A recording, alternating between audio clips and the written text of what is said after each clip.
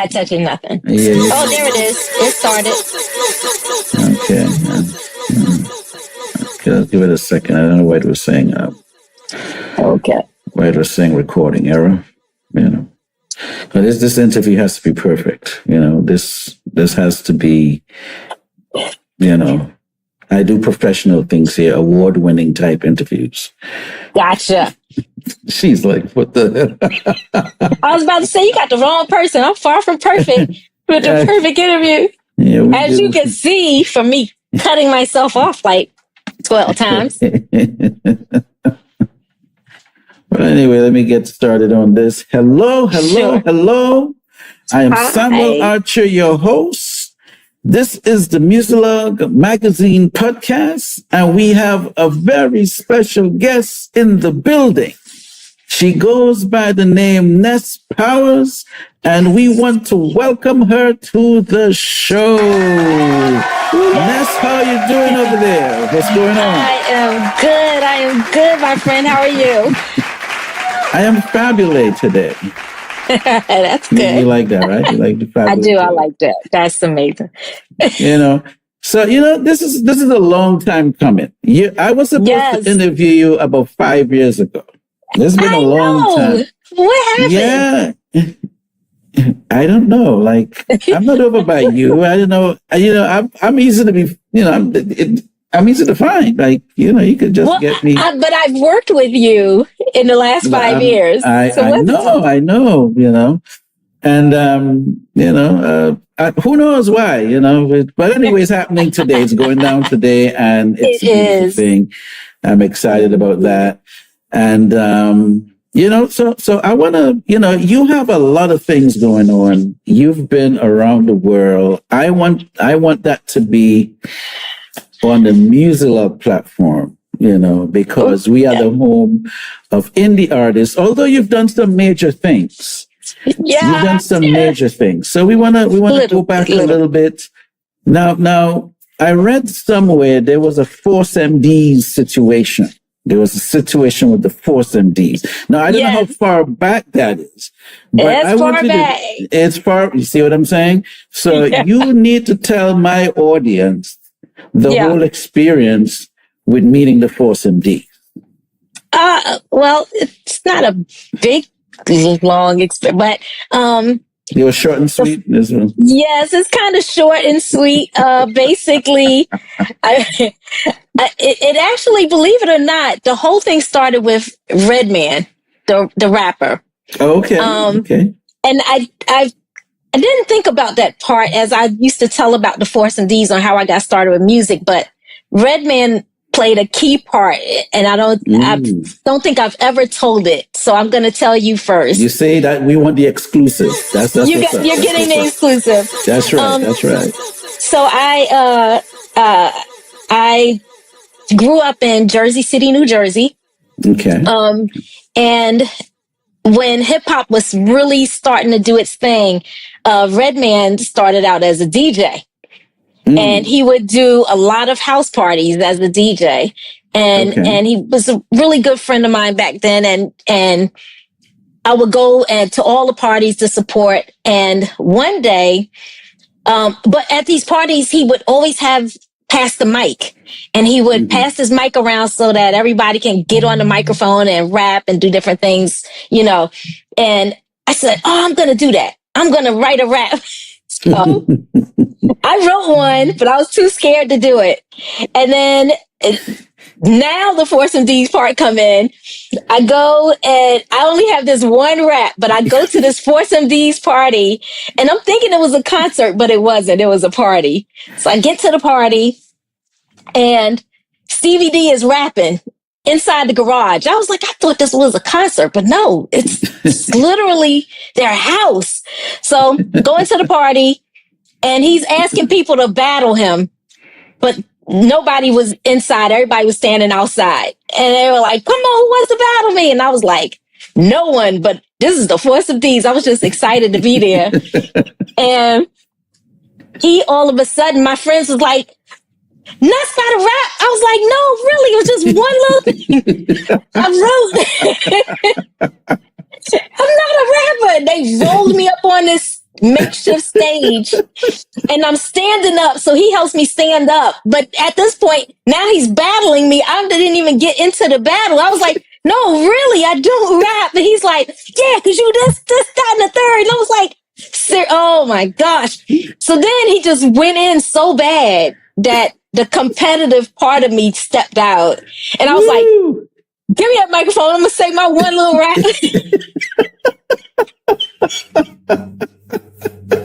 So I said the rap, and he got, and he noticed. Now, let me tell you, the thing about them was that they're just professionals. They knew the business, and they were good at it. And what he noticed was that when I said my one little rap, or while I was saying it, the people outside started coming in, trying to figure out who this was. So as they were coming in, once it was over, because I only had one, I'd never written anything else. You had one bullet. I shot it. I took my one shot. And then he took my number and he said, hey, I'm going to give you a call, to come to the studio sometime. First off, I didn't know what any of that meant. What do you mean come to the studio? And for what? But he did the next week. He called me and said, hey, I'm in the studio in New York. Come down to New York and meet me. And I did. And I never left the business. I've been in it pretty much. I never left the business of doing music and writing. I did take a hiatus for a long time, but yeah, that was it. That catapulted everything. You see, now there's a Force MD's documentary. I know the guy that's directing it. Oh my God. This story needs to be in the documentary. I'm just saying. Let me tell you, I give them all the credit every single time. Every time I have to interview, every time I have to talk to anybody about how I started, they definitely, it was them. It was definitely them. They opened up that door for me, and I have been ever so grateful ever since. And I never leave them out of my journey because I'm just that grateful. Oh my God, that deserves a round of applause. That's dope right there. And we got to mention Redman. Now, you still cool with Redman? I mean, you guys at least chop it up every now and then, or the funny thing is, I found him online. I found a private account online years ago, and I said, "Hey, you remember me?" He said, "Of course I remember you." So I don't know. He might remember me still, but I haven't seen him in a long time. Yeah. So he's pretty cool. He's still in Jersey. Now, I don't know him personally, but we have some mutual friends. I will see when this is edited that, we get, I say, hey, yo, pass it on to that dude. Yeah. He'll remember me.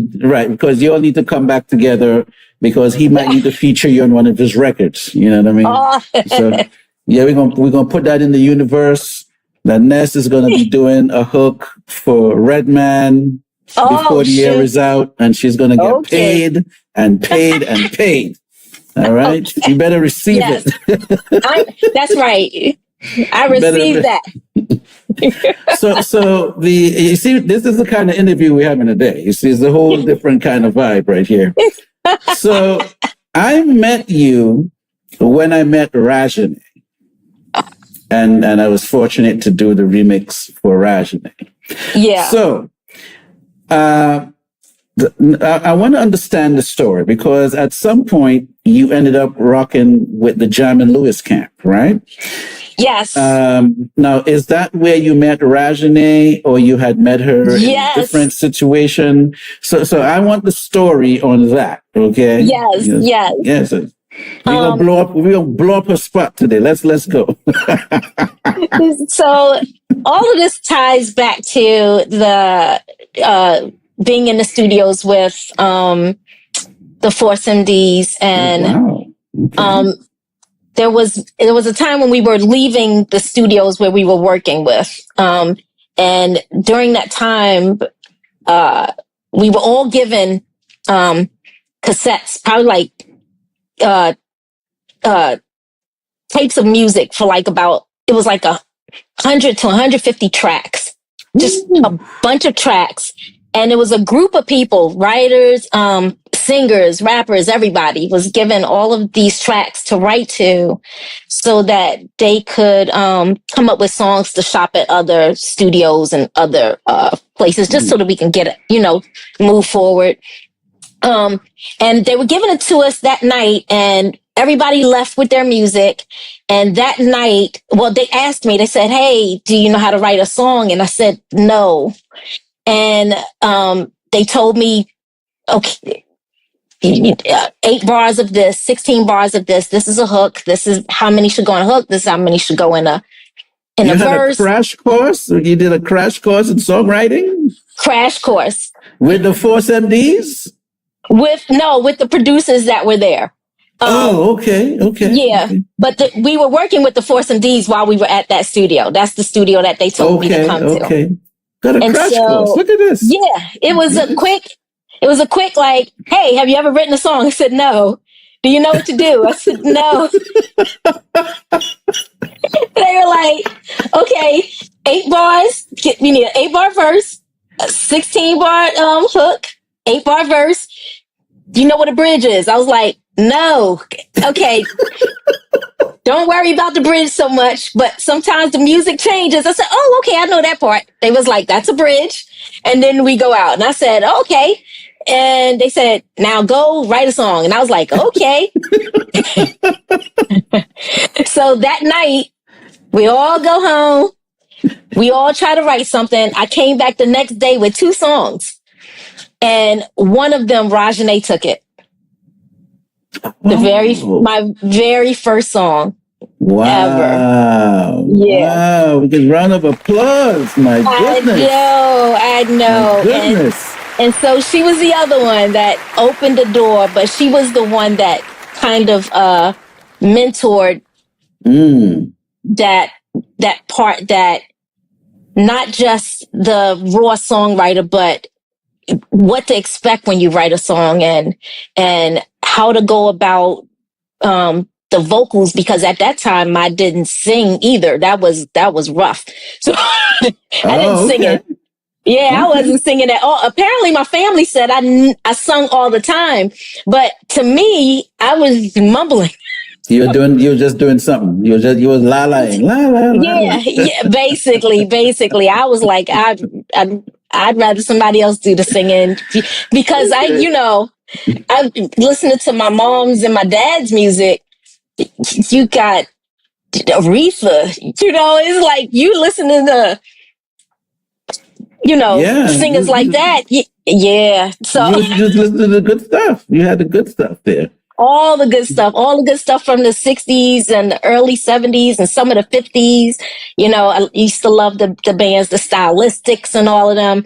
So it was one of those things where I never thought I was going to sing, but I was like, I probably could write if I, tried it and got my crash course in there.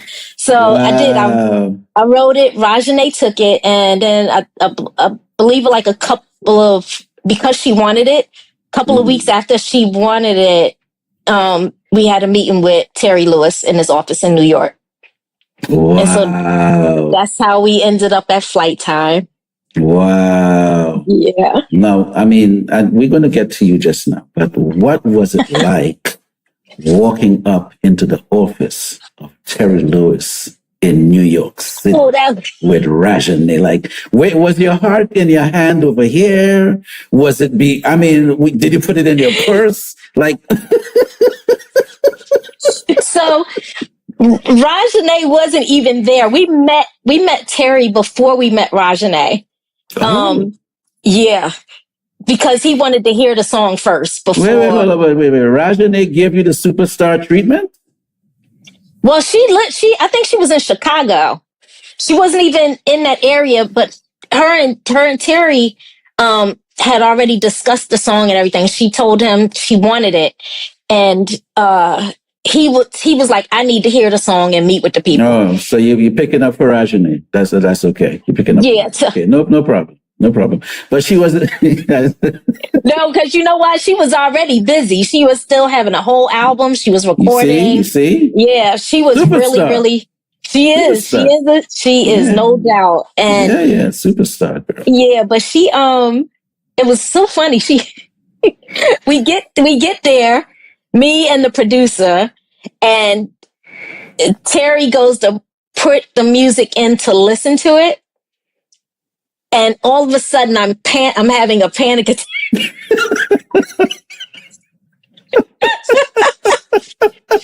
So during this panic attack, I'm like, I feel like everything was happening. I was like, oh my gosh, I'm either going to go to the bathroom on myself, or I'm going to vomit, or I'm going to pass out. I don't know. God.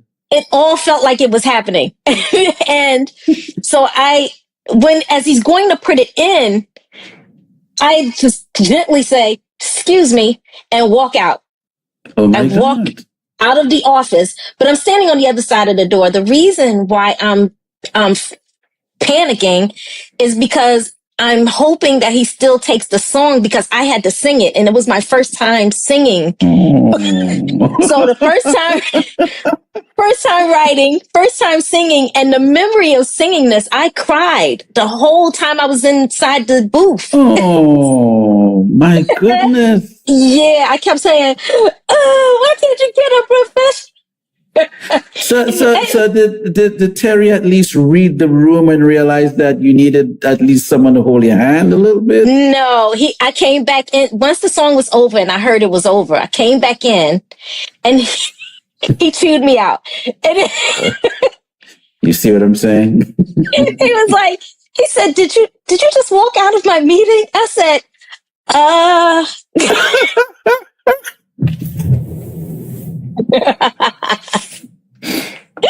my God. And he was like, "No, seriously, did you just walk out of my meeting?" And I was like, "Yeah, and he was like, "Don't you ever walk out of my meetings ever again." I was like, "Okay."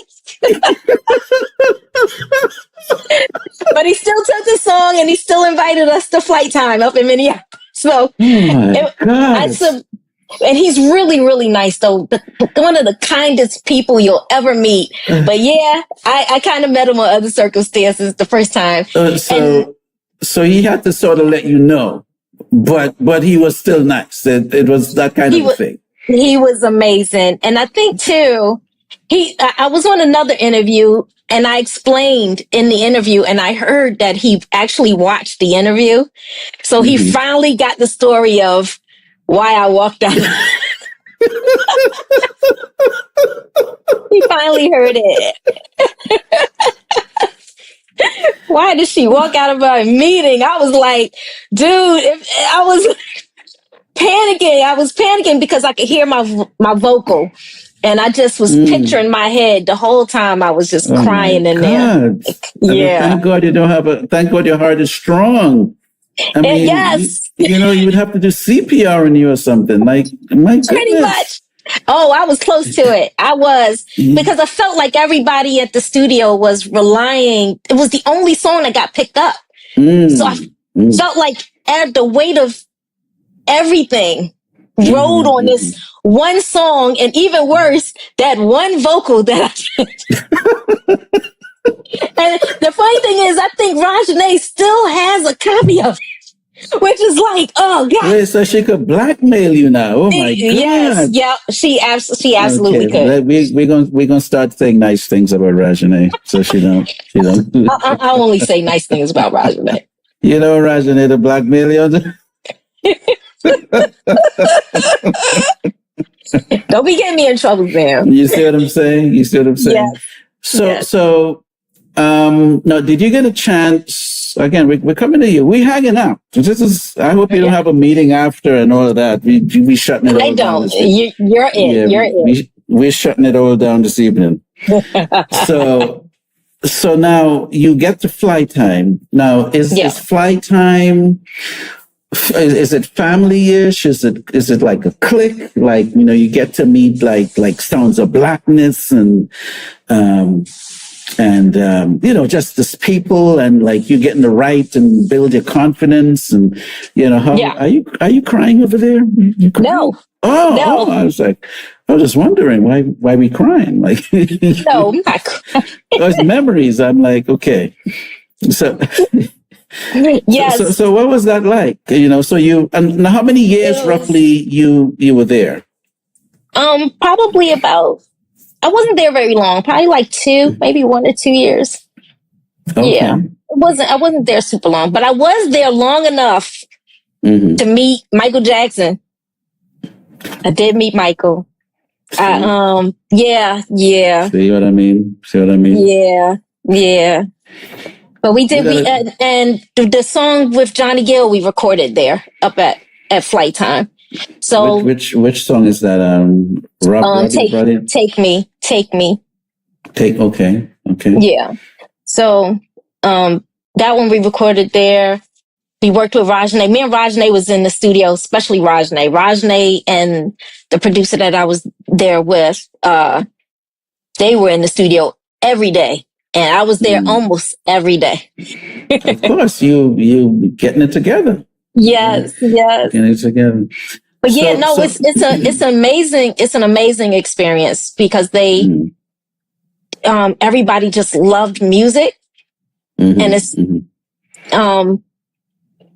you didn't feel the politics of the business when you were up there. You knew it was there, but you didn't feel it so much. You walk in and there's just Grammys everywhere and platinum records and, the top producers in the world and some of the top musicians in the world. And Mint Condition was there and, Janet was there and, Raja was there and met a lot of people, a lot of the greats. And so are you still in touch with some of the folks today, or everyone is just spread out? Yeah, I think everybody is just spread out. I'm always in touch with Raja. I try not to bother her as much as I used to because I grew up a little bit. Whereas, I was still newer in the business and nervous about what I knew and what I didn't know. And she'd always say, you got to keep practicing and keep working and you'll get there. Just keep working. So she's always in the back of my head. So she's big sister. She's big sister. She is. She's just amazing. And then, and I met quite a few new people too, but yeah, for the most part, when you go, hey, I was there, they start to reach back out and stuff. So yeah. Okay. All right. No. So in the Flight Time situation, you were just pretty much more of a songwriter. Yes. They didn't kind of like say, hey, let's put her behind the mic and let's they tried. Yeah. Oh, okay. Well, did Terry try? Or I think if Terry tried, he would have gotten you to do it, though. No, they did. It was an offer. They offered. They said, "Hey, would you like to?" Yeah, I said no. And you said no. You didn't even try. Yeah, no. Oh, okay. Okay. I wasn't ready at that time. I didn't. Okay. Okay. I was not, and I don't think that I was. Well, you saw how I got started. Somebody said, hey, you know how to write a song? The part of, hey, can you sing it hadn't come up. They just was like, you got to sing it because who else is going to hear the demo? So, all of the development was needed. Stuff that they don't do anymore today, but all that development I needed to do. And I was able to learn the business, Well, I remember Whoopi Goldberg had an interview some years ago. She's one of my favorite icons. I haven't told her that yet, but maybe one day she might see this. One of my favorite icons a long time ago. Yeah, maybe. Because this is an award-winning podcast, by the way. Yes. I remember that. Yeah. So she said when she got into the business, it was a freak show. Yeah. Like an accident. And then how she stayed in the business was the talent. That's when the talent stepped in. So the talent didn't get her in, but Pepper. the talent kept her in. Yeah. And it's almost like yours, it was like a freak show getting in. It was like, wow, you were in a battle, you end up, having to give a number. Just imagine if you didn't get the battle, like, right. It was everything was like on a feather, like it was a feather here and a feather there, and you're hopping on these little feathers. And then, what if Stevie like B lost the number? What if he just lost the number? Maybe it got wet and he couldn't get all the digits again. How was he going to find you? You know what I mean? Right. It was just so like iffy, Very random. Then, it was very random. Then you end up meeting Rajané and get to Jamin Lewis. You meet MJ and, and Sounds of Blackness and the producers. Look, there's like you have a good heart. My God. Jesus. Yes. You better go get checked, just make sure make sure everything is in there, the way it's supposed to be, Yes. Because it happened literally just like that. It's like, I was telling someone that I had took a long hiatus. I had stopped doing music for about 20 years. Wow. So when did this hiatus begin? Oh, I don't even remember, but I know that I was gone for 20 years. I didn't do anything for 20 years. So when I met you with Rajané roughly, maybe that's 4 years ago, 4 or 5 years ago? I had just started a year before that. Oh, so you had just come back I just come back. Yeah. And the way I came back was that I found Rajané on Facebook and I said, "Hey, do you remember me?" And she said, she's like, "I'm going to punch you in your face, girl."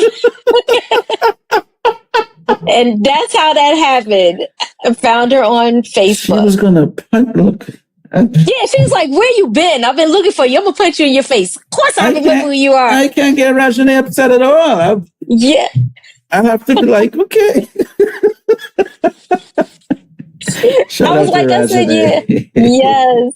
So that's how I came back. Cause she asked me to, she said, "Hey, I need a Christmas song." And I said, "Yeah, I don't write anymore." And she was like, "Okay, yeah, but I need a Christmas song and I need you to try."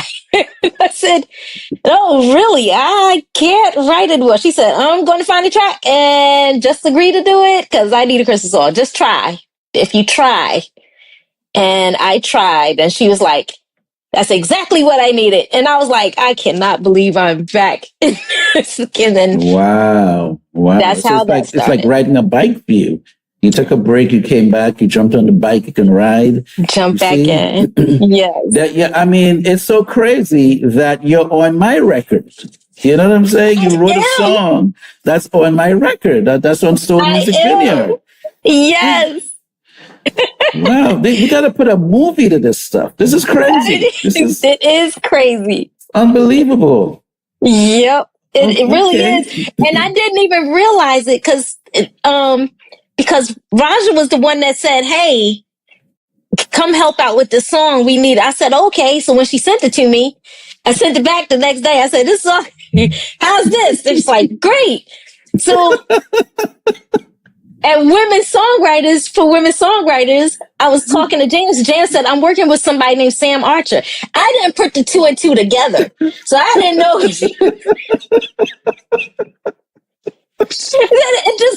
Literally like months rolled by. And I said, "Wait, Janice, I think I worked with him." I hadn't seen you in person. You remember I went through Rajané and I hadn't seen you or anything. I just knew your name was Samuel Archer. She sent me the credits for the record she worked on. I'm like, but you see, I had met you in the Urban Influencer. Yes. That time. So when I saw the name, I'm like, okay. She co-wrote. So I remember that you work, you see, we're going to have to check you out. We're going to work on you, see what's going on over there. Yeah. I'm telling you, I couldn't put two and two together. I was like, I don't know how I missed it. And I was like, I hadn't even met him off the album to say that I worked with you and anything. And I was like, oh, Oh, Small world, right? very, very tiny planet. Small world, small world. And man, that album of yours, oh my God, it is so amazing. Oh, thank you. That was thank you. Yes, it's you a love good the record. album. Yes, it's in my playlist. Jesus. All right. Thank you. Thank you. Please continue to share it. I will. Got to make a little impact out here, Absolutely. Times is hard, but they are. make it through. Yeah. There was a lot I wanted to do with the record. Obviously, COVID affected how a lot of things went, but it still has a sentimental type of a vibe for me because it reminds me of, there's a lot of stuff happening around that time. So like when I hear the mix, I'm like, well, okay, but I like it because I remember what was happening. We couldn't go anywhere. People are dying, there's this left pandemic going on, so it was just one of those records. And and then even the reception in the UK was amazing.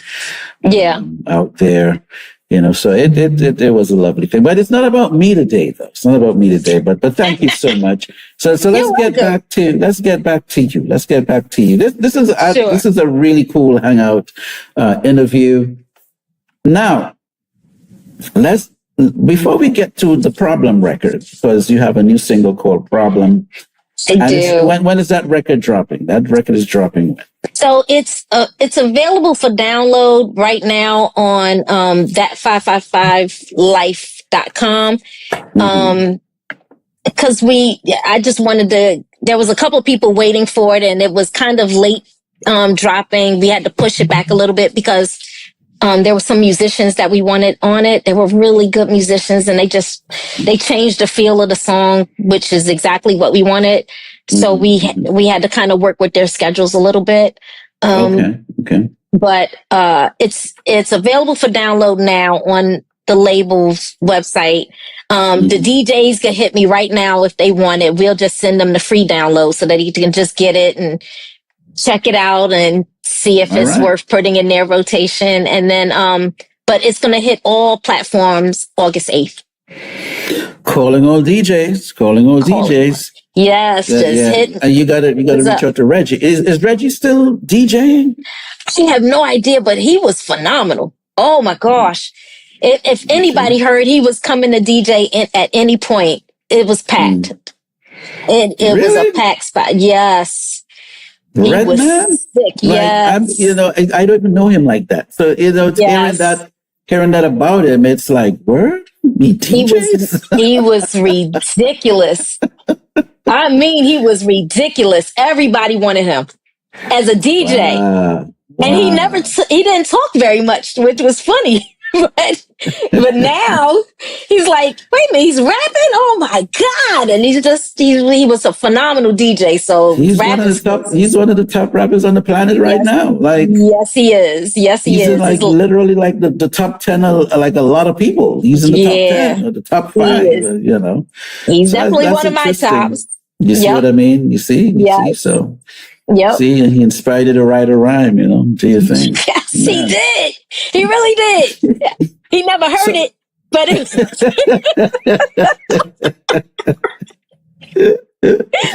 So all right. So let's get to now. What I want to do is, I know you did a few records leading up to this one.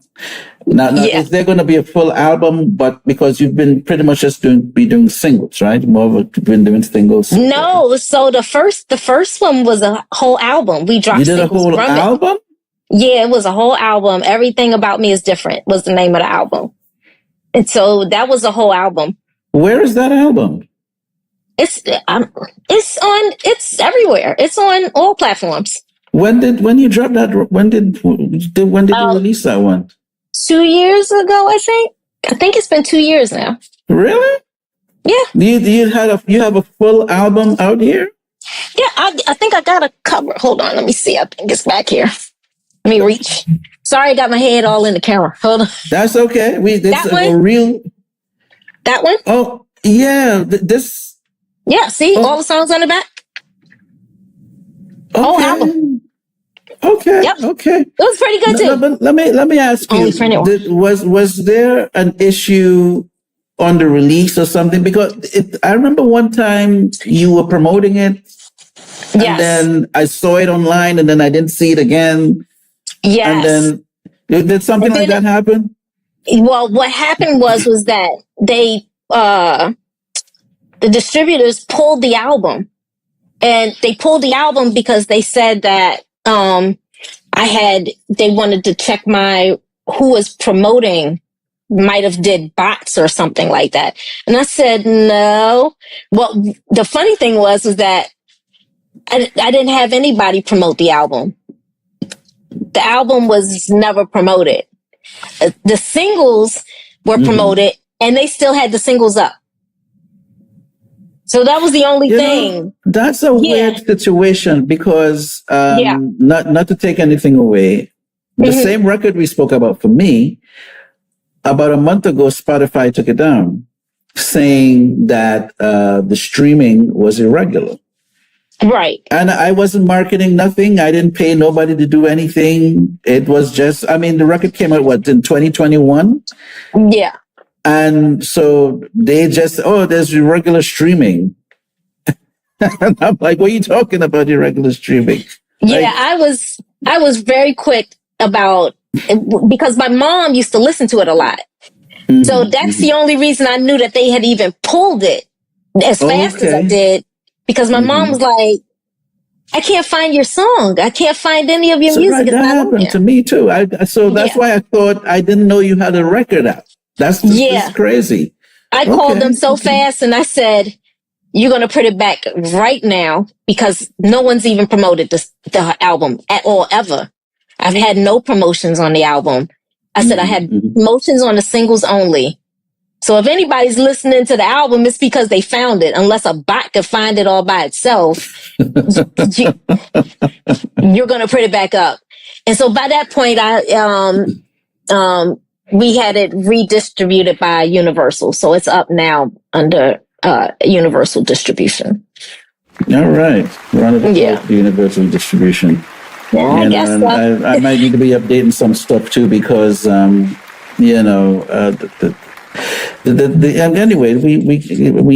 they're not taking the shine of this interview. This interview is so dope. I don't want to talk about them.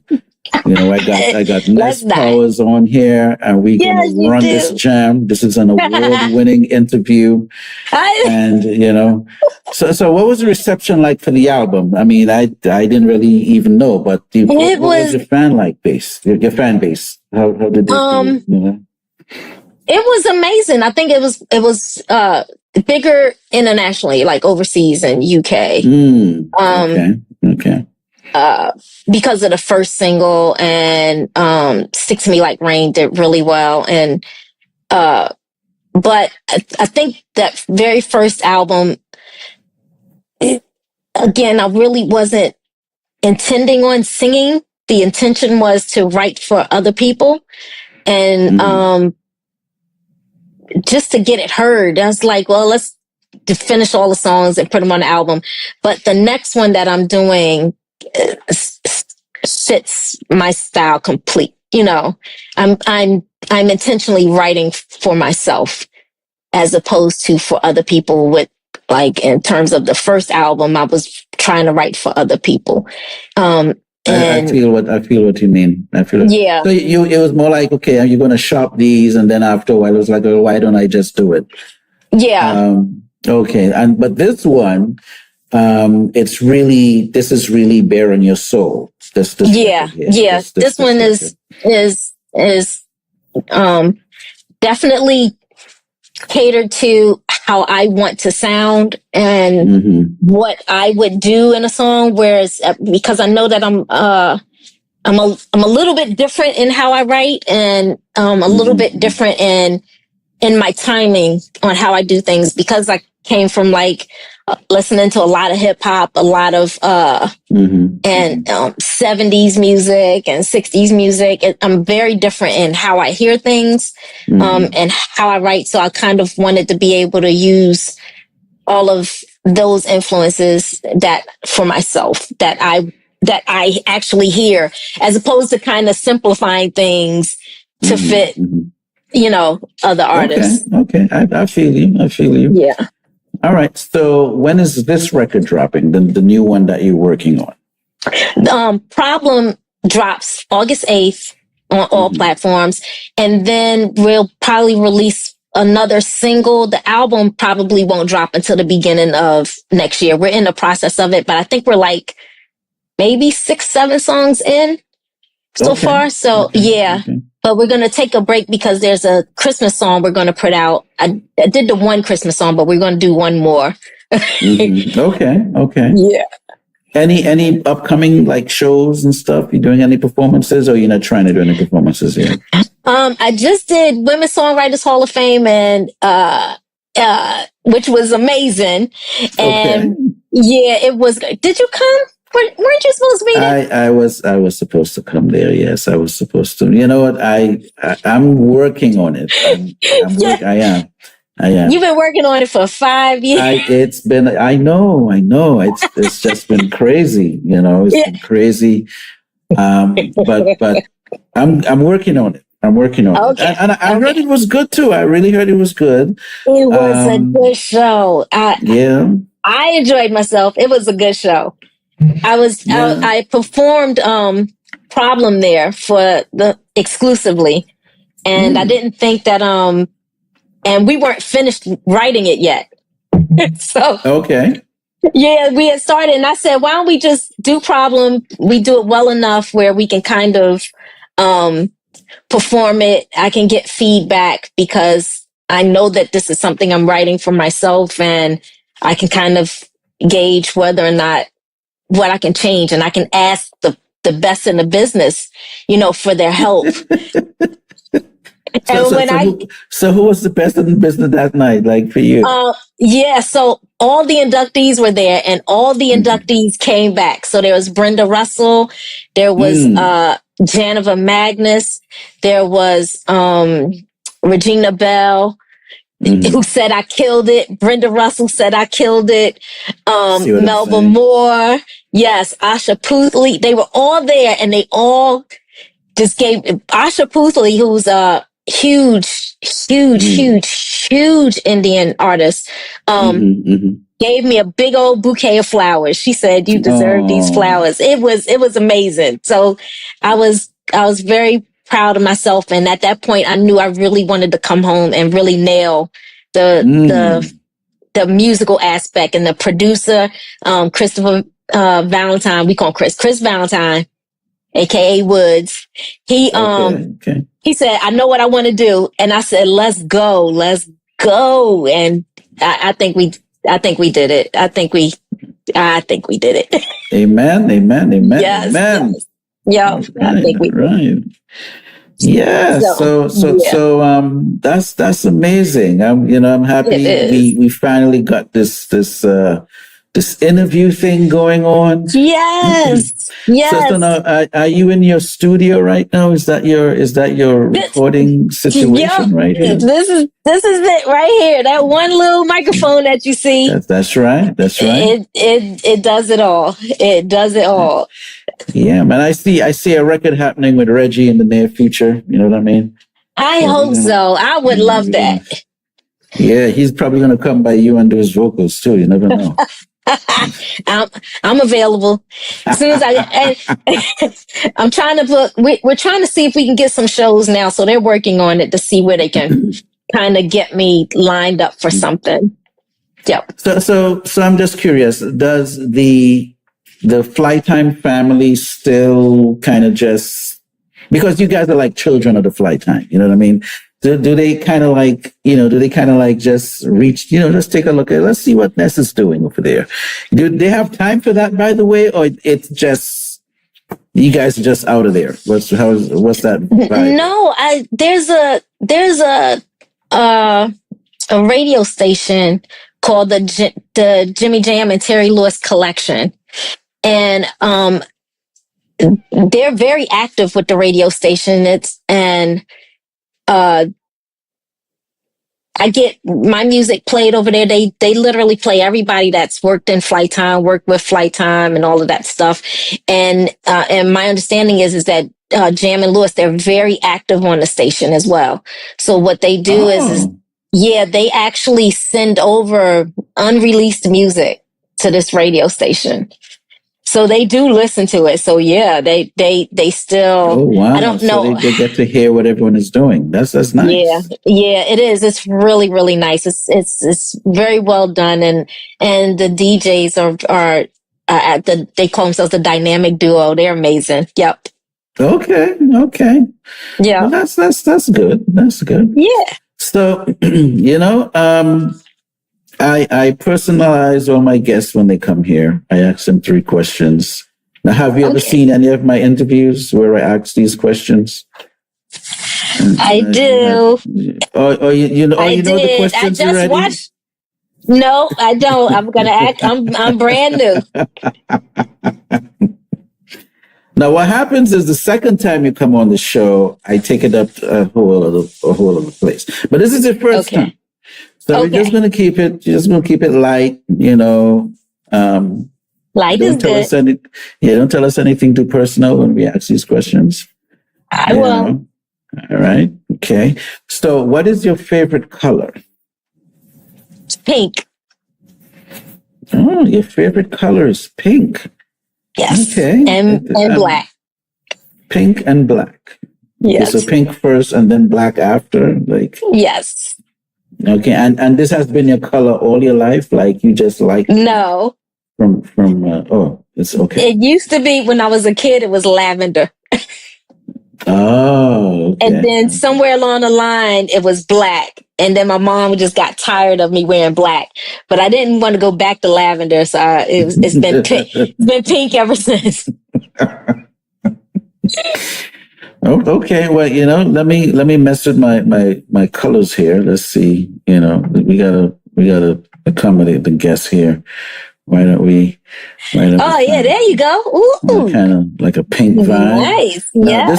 That looks like hot pink, right? That is hot pink. Yeah, that is hot pink. Okay. So we'll kind of stick it right there.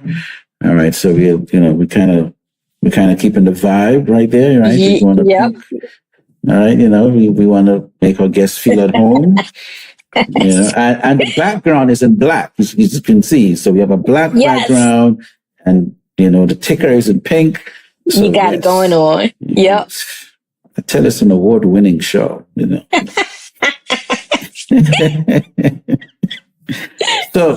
So when Nes is in the kitchen, what does she like to prepare?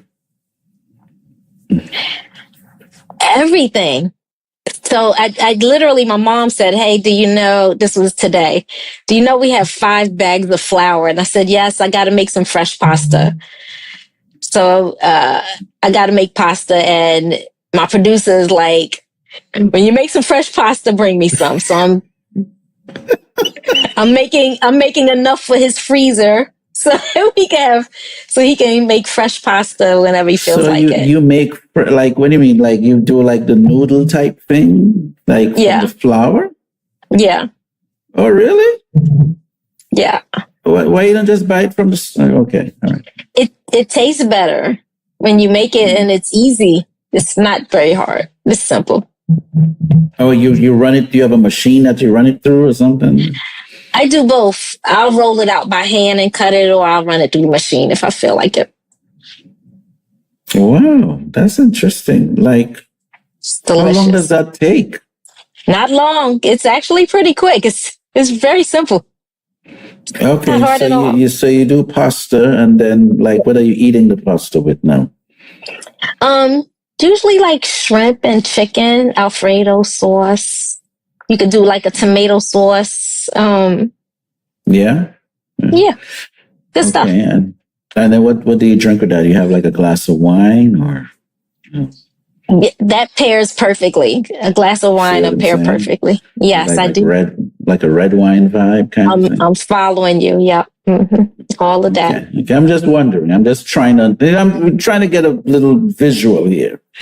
I do like sandwiches too, though. Sandwiches and burgers. Sandwiches and burgers. Yes, okay. Love those. No, you make those or you buy those? I make them. Okay. I cook. I like to cook. Okay, so you're saying that if anytime I come to Jersey with my team, my production team, and we can stop by and get some burgers and stuff and sandwiches. Is that what you're saying? Well, you could, but I won't be there. Why not? Because I don't live in Jersey. You're not in Jersey anymore? Oh, okay. So maybe it's a secret. We're not going to put that out there. We're going to let the people. So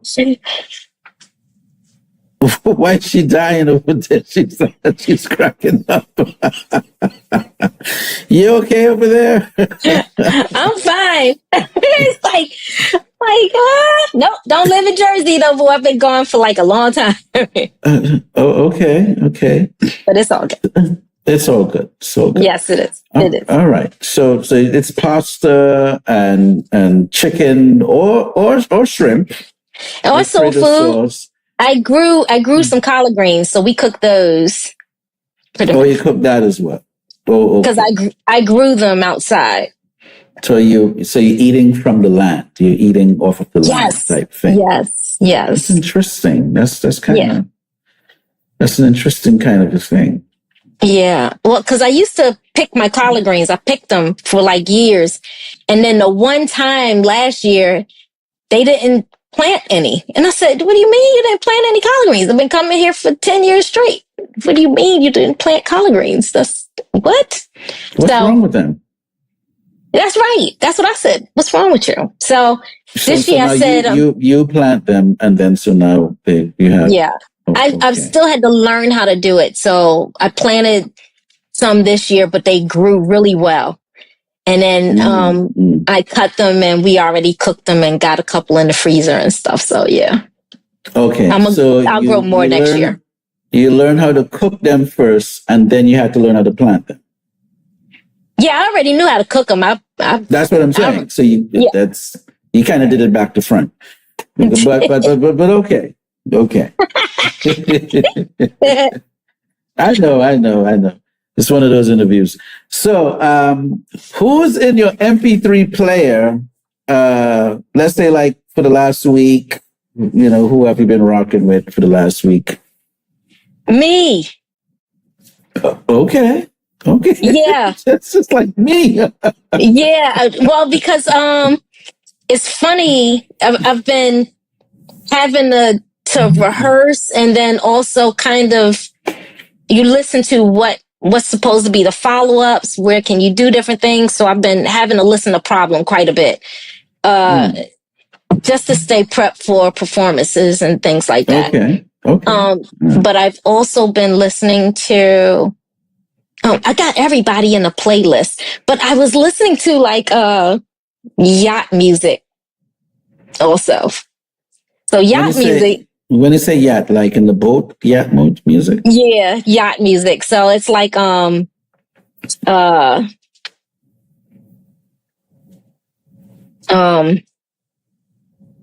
gosh, how do I say, like Phil Collins. Nature is like it's like Phil Collins 70s music, but on that verge 70s. Oh, okay. Yeah. I got you. I had a little senior moment just now. I was like, I know I'm interviewing from my phone, so I can't pull it up real quick and be like, it's this song. It happens. It does. Yes. So, is there anything that you wanted to talk about that I didn't get to ask you about? No, I think you nailed it. I mean, we covered a lot of ground. I mean, we did. This is an award-winning interview. This one right here. This one award-winning.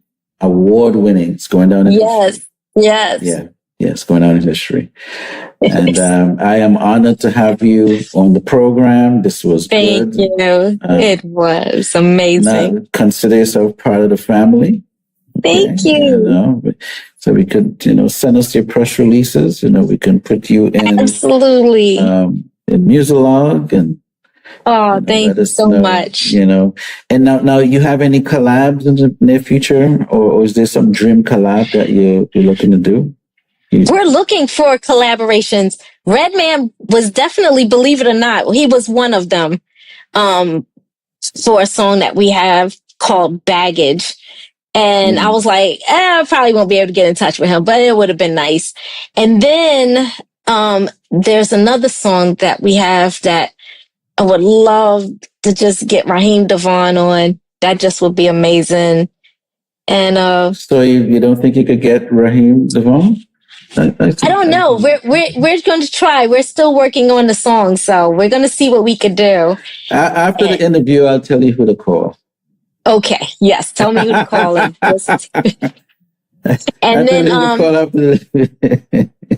And then we did do one with Rich Beggar, who's in the UK. He got on he got on a remix that I did with him. So I'm hoping to do one with Castella as well. Who's out in LA. Okay. Yeah. Yes. Say she needs to come back to the show. She did one interview some time ago. Yes. Shout out to Costello.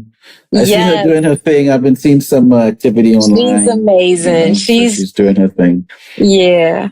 I'm trying to get her to do a full record because she was on the single vibe. You know. Yes. You should tell her to do a full record. You know. Yeah. And maybe tell her you'll pay for it. Then she'll. I'd pay for a full record. I'd buy the full record. I don't know if I could pay to have the whole thing done, but I'd definitely down to buy it. Nes, this was beautiful. So thank you so much for having me. You are so welcome. We got to do this again. Absolutely. All right. Make it a great day. Enjoy the rest of your day. Be safe out there. And we look forward to your single release. Yes. Thank you. Problem. Please. Pre-save. It's ready to be pre-saved right now. Amen.